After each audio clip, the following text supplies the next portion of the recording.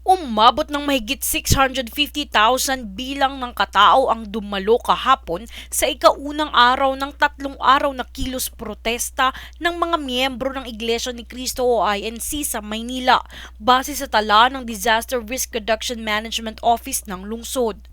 Ang panawagan ng INC ay para sa transparency at accountability ng mga nasa posisyon kaugnay ng korupsyon na nangyayari sa gobyerno sa gitna ng trilyon-trilyong anomalya sa flood control projects.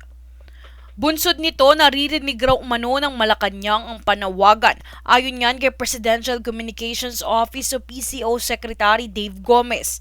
Sinigurado ni Gomez na hindi mabibigo ang mga kapatid na INC at ang mga mamamayang Pilipino sa kanilang sinisigaw na transparency at accountability. Matatandaang makaraang sinabi ni Pangulong Ferdinand Marcos Jr. na bago magpasko ay may makukulong at hahabulin ng administrasyon ang mga may kasalanan at mapapanagot ang mga dawit na personalidad sa maanumalyang flood control project.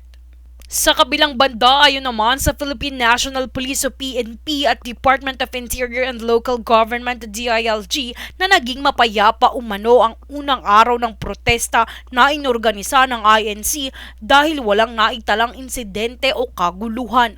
Samantala sa ikalawang araw ng kilos protesta ngayong Lunes, patuloy pa rin na nakaantabay ang mga kapulisan sa labas ng Malacanang at sa iba pang lokasyon ng mga rally upang tiyakin ang seguridad ng lahat at nang maiwasan ang kaguluhan at mapanatili ang kaayusan sa lugar.